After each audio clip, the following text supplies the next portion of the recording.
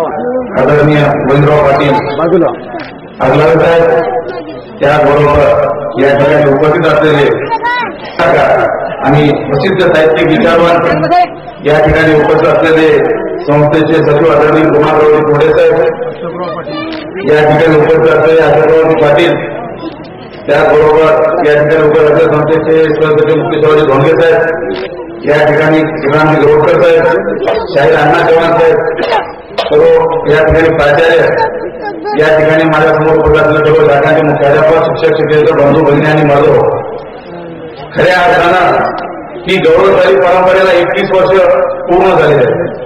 हे 21 जास्ती गुलाबीकडे इथे समजलेलं आहे. खऱ्या अर्थानं पाहिलं तर प्रत्येक ठिकाणी आपण पाहतो सर्वमान्य गुराखी पीठ त्याच्या आयुष्यात पहिला नाही. जे गुराख्याच्या नित्य रोज निम्यामध्ये येतं, वापरामध्ये येतं, ते सर्व साहित्य या ठिकाणी आहे. आणि या गुराखीगडाचे खासियतमध्ये या ठिकाणी फुलाचे हार असतात, गांगराचे असतात, शेंगाचे असतात, मिरच्याचे सुद्धा असतात. पण गुराखीगडावरची मिरची ही तिखट नसते, ही गोडच असते. एवढं पुढे या गुराखीगडानं या ठिकाणी निर्माण केलेलं आहे. खऱ्या अर्थानं पाहिलं तर किती गुराखीगडाची उपयोग या ठिकाणी चाललेली आहे. आदरणीय केशवराव तांबे साहेबांनी आताच सांगितलं की या ठिकाणी पाण्याची व्यवस्था नाही, राहण्याची व्यवस्था नाही. कुठल्या या ठिकाणी प्रत्येक ठिकाणी वेगवेगळे पीठ असतात. या महाराष्ट्रामध्ये सामील झालो हा आमचा गुन्हा झाला. पाणी मागितलं तुम्ही दंडशाही वागणूक देता, आम्हाला दुय्यम दर्जाची वागणूक देता, ही आम्ही सहन करणार नाही. मराठवाडा सहन करणार नाही. त्यासाठी धोंडगे साहेबांच्या नेतृत्वाखाली आता आपल्या माळेगाव येथे स्वतंत्र मराठवाडा प्रतिष्ठापना त्या ठिकाणी केली आणि स्वतंत्र मराठवाडा मुक्ती परिषद ही आपण घेतल्याशिवाय राहणार नाही. जर तुम्ही आम्ही लाचाराची आणि दुय्यम दर्जाची वागणूक आम्हाला देत असतात, आमची मागणी काय होती? गुराखी साहित्य तुम्ही निधी देत नाही, गुराख्याला पेन्शन लागू करत नाही, यांचे कला गुन्हा वाव द्यायला तुम्हाला वेळ नाही, त्यांचा पायला वेळ नाही, त्यांना सुखदुःख या माझ्या गुराखी राजाचं कुठं कोणत्या बँकेमध्ये अकाउंट आहे, कुठं यांचं मत जाहीर केलं जातं, यांना घरकुल आहे, यांना सुविधा आहे. आता माझ्या भटके विमुक्त जाती धर्माचे लोक रस्त्यावर पाय टाकून तिथंच राहतात. त्यांना भारतीयत्वाचं नागरिकत्व नाही, ते कुठल्याही गावचे रहिवासी नाही, त्यांना मतदान कार्ड नाही, त्यांना अधिकार का आधार कार्ड नाही.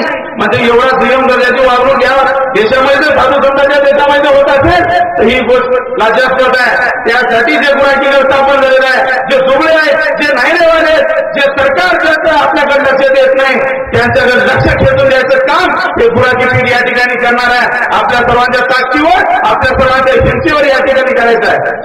मी या ठिकाणी सर्व शाखेचं विशेषतः माझ्या सुमुखल्या लेकरे या ठिकाणी कामाई झाल्यापासून आपण मोठ्या थाटामाटामध्ये या ठिकाणी वादळ गाजत या ठिकाणी आलात. त्या ठिकाणी पोतराव झाले, मसून दोघे आले, पातळवाले आले, आमचे गोंधळी आले, भजनीवाले आले, टाळकरीवाले आले, महागरी आले, सर्वजण आले.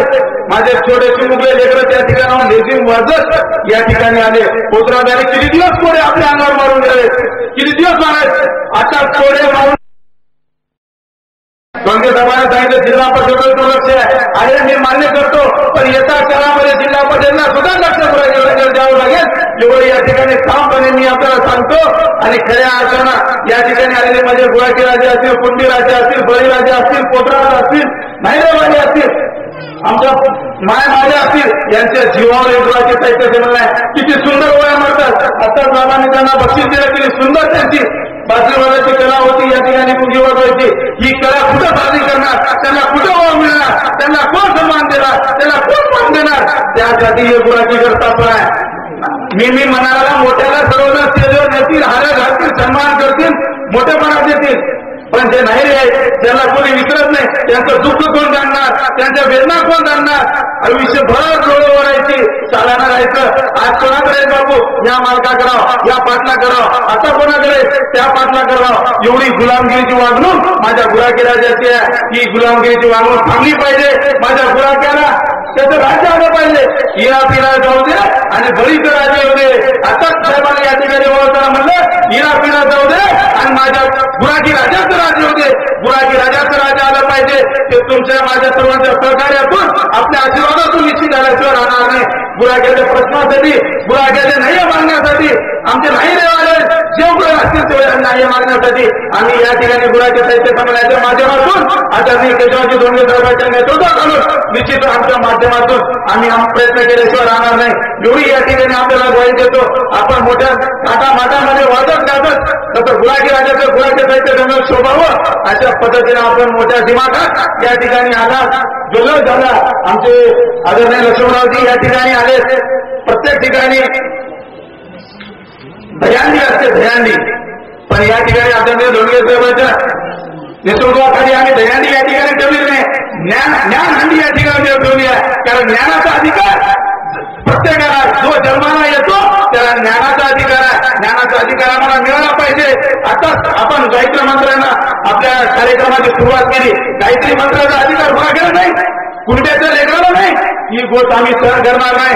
गुराख्या जाती धर्म जातपण हे न मानता खऱ्या अर्थानं मानव धर्म हा सर्वात मोठा धर्म आहे आणि खऱ्या अर्थानं या गुराखी गणावर या ठिकाणी या नायरेवाड्याच्या यांच्या गुराखी राज्य कुणबी राज्य बळी राज्य पोत्रात आमचे मतोद्योगी असतील, गिजरी असतील, कैकारी असतील, यांचं जे दुःख आहे, यांचं जी वेदना आहे, या गुराखी गणावर आपण जाणून घेतलं पाहिजे. त्यांच्यावर पाठीचा मायाचा हात आपण फिरवला पाहिजे, आदराचा हात फिरवला पाहिजे की आम्ही तुमच्या सोबत घाबरू नका. आणि खऱ्या अर्थानं मला अभिमान वाटतो माझ्या संस्थेच्या आदरणीय आमच्या माध्यमातून संस्थेच्या माध्यमातून दरवर्षी 100हून अधिक जे गुराखी राजे आहेत त्यांना आम्ही पेन्शन 50 रुपये दरमहा देतो. दरवर्षी आपण या ठिकाणी मागतो. आणि खऱ्या अर्थानं पाहिलं तर आपण प्रत्येक ठिकाणी वेगवेगळे लग्न आपण पाहिले, पण मुंगसाचे सापाचे लग्न पाहिले तो कधीतरी कुठं ऐकलं.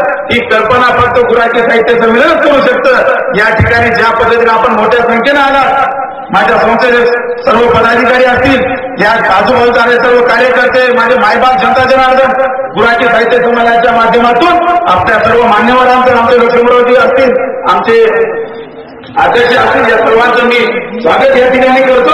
आणि खऱ्या अर्थानं हे गुराखी साहित्य संमेलन हे नायरेवाड्याचं आहे आणि याच्या हक्कासाठी त्यांच्या जुन्याच्या माणूसाठी आपण निश्चित जगलं पाहिजे. एवढं या ठिकाणी बोलून माझे 2 शब्द संपवितो.